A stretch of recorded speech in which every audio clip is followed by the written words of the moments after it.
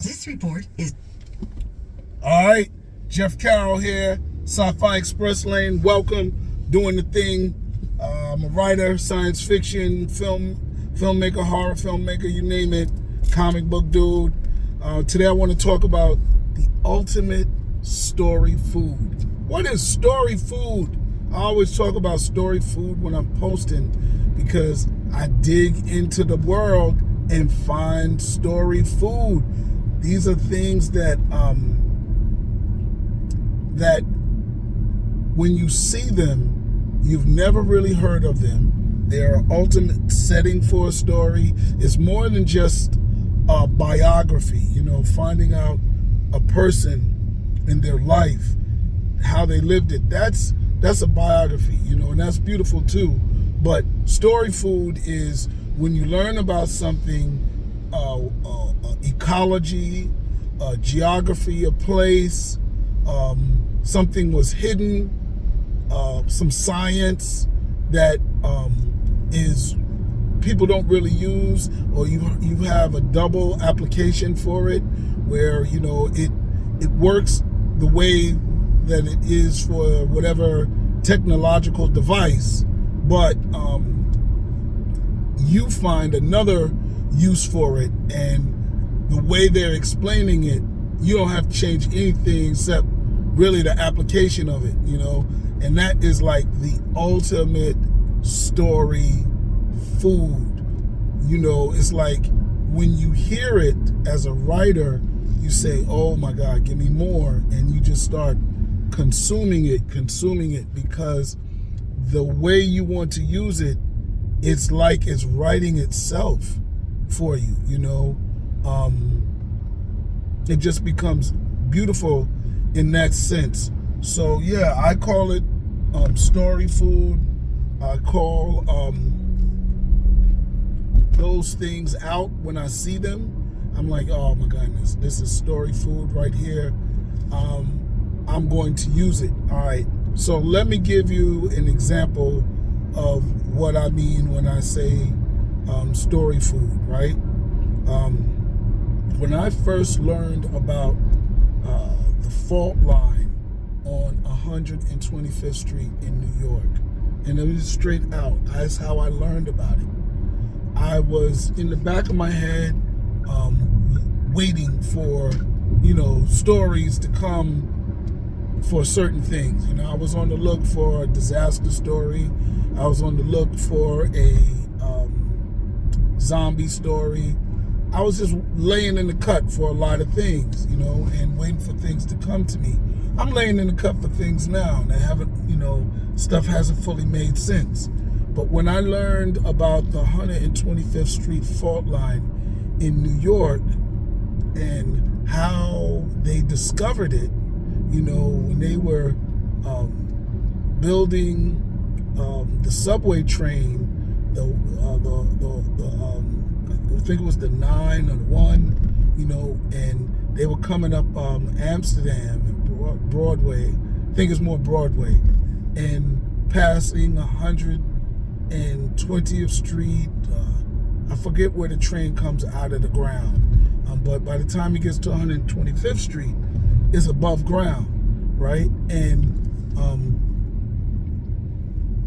when they were digging for that, they triggered a fault line. The drills or whatever they was using triggered a fault line, and that fault line is very, of course, living on a fault line is very dangerous. So they changed the demographics of the above ground community because they didn't want certain people to live on a fault line. So once they found this fault line, they said, yo, we got all these black people living in Seneca Village. It might be black and poor white, right? Seneca Village is where they got 125th Street, Central Park, right? So they said, we're building all this city and it's never going to stop. So we need to have some type of greenery. So let's build a park that's central to the city, and they cleared out Seneca Village, and they made Central Park, and they relocated the people to 125th Street in that area, and that became the demographics change of Harlem. And now Harlem has been known for being black and brown ever since. You got Puerto Ricans on the east side, you got African Americans kind of in the valley up to Sugar Hill, and now you got Dominicans in the Washington Heights, Sugar Hill section, all the way down to practically 125th Street on Broadway. That whole area runs Dominican area. But before that, it was white. And then we know the Harlem Renaissance and all that was really just, probably they couldn't even live there until they found the fault line. And then once they found the fault line, now all these buildings are opened up for black and brown people, and they bring amazing culture with them. So that's one area. And then how I use that, how I found out about it was two things.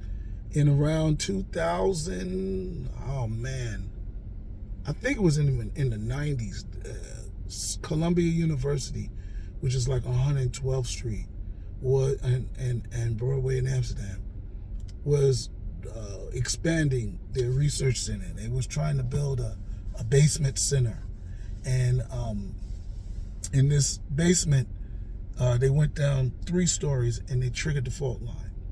And it was like, yo, we got people living here. We got black mayor power has already happened. You can't just discriminate. So they couldn't continue, and probably knew of the fault line. They probably thought they could dig around there or whatever. They triggered it. Anyway, that's when they bought the Audubon Ballroom, where Malcolm X was assassinated, across from, I think it's Medical Center. I'm not sure. And when they did that, I started hearing a little bit about it, but it wasn't until an earthquake hit the Washington, D.C. area, and I'm going to say that it was around 2008, 2000, somewhere around that, and it cracked the Washington Monument, and it went all the way up to New York and triggered tremors on the 125th Street fault line.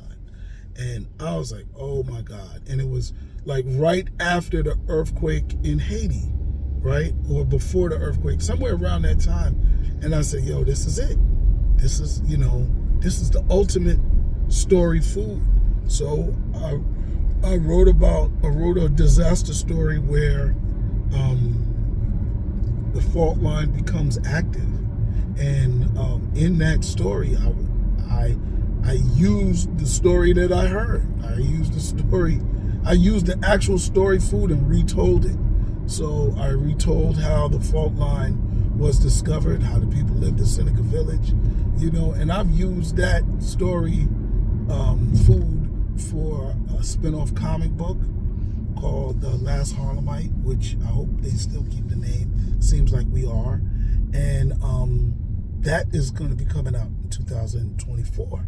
So I had a novel series, which is up to 3 books, and I only stopped because of the quarantine changing things for books, and I got to get back into it. So I just became a real comic book dude. So I got to get out of the comic book only energy and write another novel. I've been writing short stories, so I've still been typing, but I want to write another novel, and the next one I write is going to be a Harlem Shake novel. Anyway, but that's the ultimate story food. Another story food. I'm driving through Western Maryland on my way to West Virginia, and coming from the north, from Pennsylvania, we went through a little bit of Maryland and ran into Negro Mountain. What? Negro Mountain? I said, what in the racist America is this? And I've told the story before, but it's the ultimate story food.